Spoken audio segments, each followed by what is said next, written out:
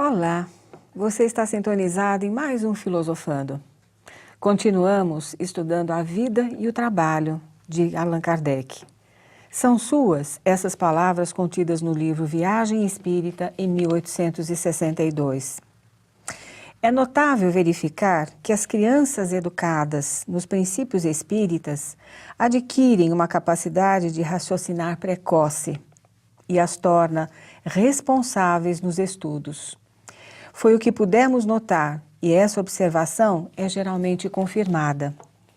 Há, pois, uma geração espírita que cresce e que vai incessantemente aumentando. Essas crianças, por sua vez, educarão seus filhos nos mesmos princípios. Enquanto isso, os velhos preconceitos irão, de pouco em pouco, desaparecendo com as velhas gerações. Torna-se evidente que a ideia espírita será um dia a crença universal. Continuemos assistindo o seminário sobre Allan Kardec.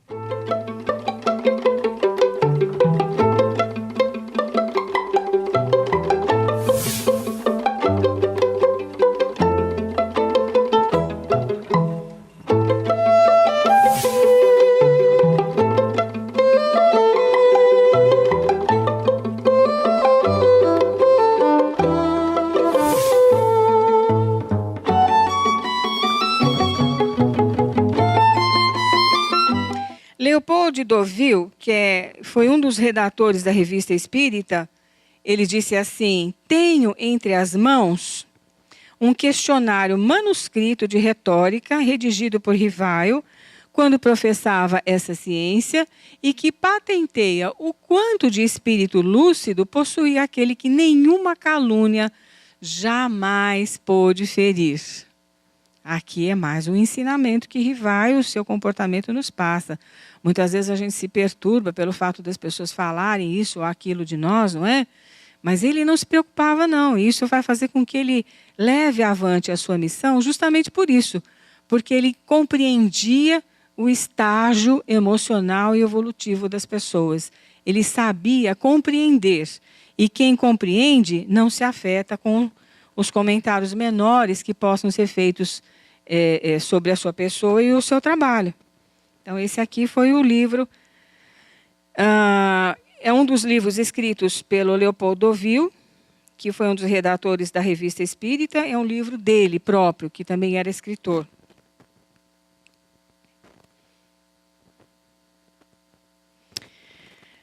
Pestalozzi dizia que para se conseguir estancar a miséria do povo em sua fonte, há necessidade de cultivar, desde a infância, as faculdades físicas, intelectuais e morais do homem, e desenvolver pela educação os bons sentimentos que Deus depositou em germe no coração de seus filhos.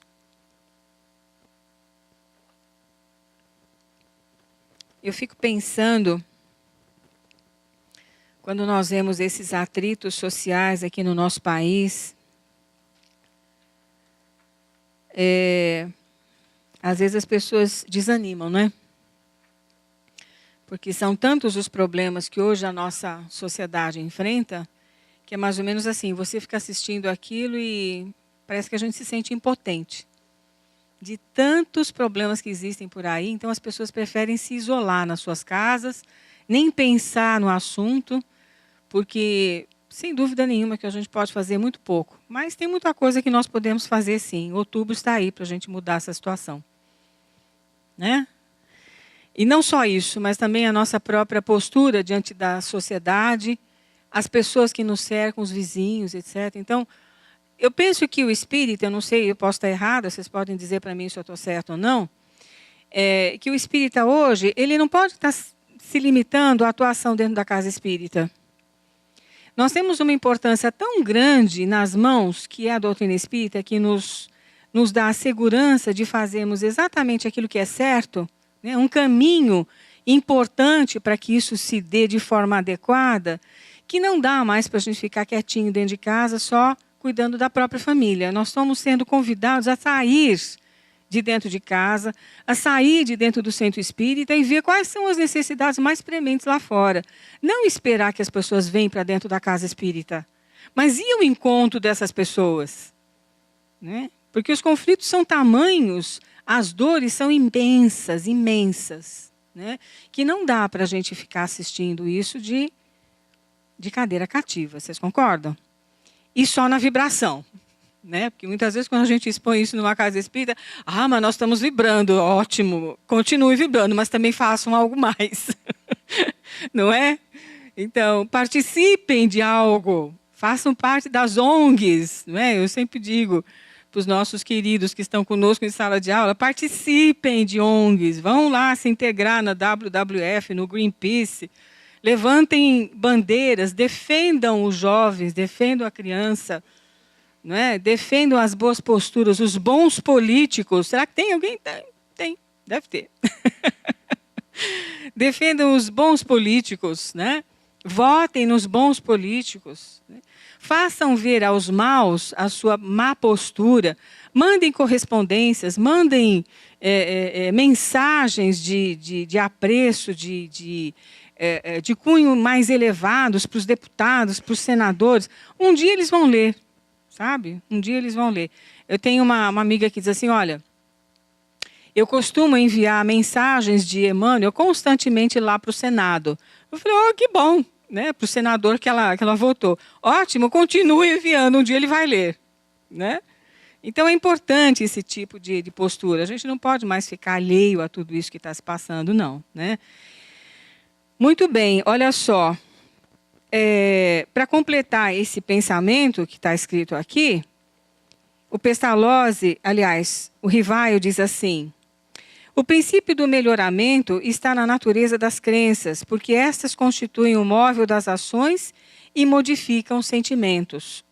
Também está nas ideias inculcadas desde a infância e que se identificam com o espírito. Está ainda nas ideias que o desenvolvimento ulterior da inteligência e da razão pode fortalecer, nunca destruir. É pela educação, olha só a frase, é pela educação mais do que pela instrução que se transformará a humanidade.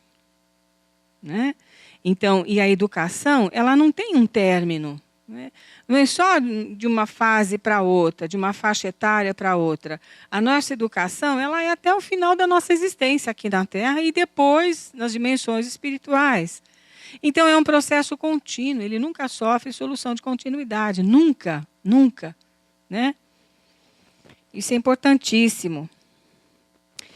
Portanto, o Rivaio encerra suas atividades no magistério em 1850, após 30 anos de intensos trabalhos em prol da educação por força das leis estabelecidas pelo governo, que apoiavam as escolas congregacionistas em detrimento das laicas, levadas por aquelas à falência, que foi aquela situação que eu já falei a vocês. Aqui a França, nesse momento, estava vivendo uma ditadura, né, por Luís Napoleão, e, portanto, existe até uma coisa interessante para que as pessoas pudessem se reunir em torno de algum tema, algum assunto, etc. Uma reunião como essa, portanto, não seria possível de ser feita porque o governo não permitiria que se fizesse. Então, os grupos não podiam se reunir, né? Então, se não me engano, a Sociedade Espírita de Paris tinha que ter uma licença especial para funcionar.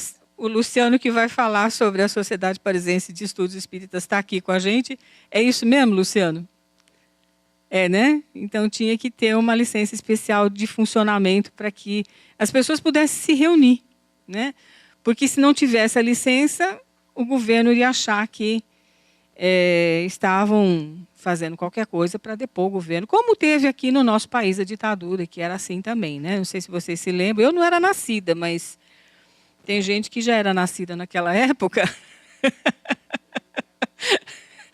e que sabe aquela coisa horrível que foi a ditadura militar, que ninguém podia ficar reunido, né? Eu me lembro que eu estava na escola e aí a família falava, né, sobre esse assunto, cuidado, etc. e tal, mas enfim, já passou. Olhem, aqui são as titulações de Rivaio. Não que as titulações sejam muito importantes, tem gente que dá um valor assim extremado aos diplomas, mas a gente precisa conhecer, não é, o preparo intelectual do nosso querido codificador. Ele era bacharel em ciências, olha só, em letras. Ele era tradutor para o alemão, especialmente de Fénelon, pedagogo. e de sua obra máxima, Telêmaco, ele traduz do francês para o alemão, ele sabia fluentemente alemão, Rivaio. Ele era poliglota, ele sabia 6 línguas vivas e mais o grego e o latim. Vasta erudição polimática, portanto, ensinou lógica, retórica, anatomia comparada, fisiologia, daí pensar que ele era médico, geometria, matemática, desenho, perspectiva linear, música, linguística e linguista e gramático. Só. Né? Só. Vocês sabiam tudo isso? Não. Tinham ideia? Importante, né? Muito importante a gente saber tudo isso. Por isso eu vou deixar um pouquinho a tela aí para que vocês meditem, né, acerca de todo esse trabalho intelectual com o qual Rivaio estava envolvido. Foi isso que lhe categorizou para a formulação, para a formatação, para a construção dos livros que compõem a codificação espírita.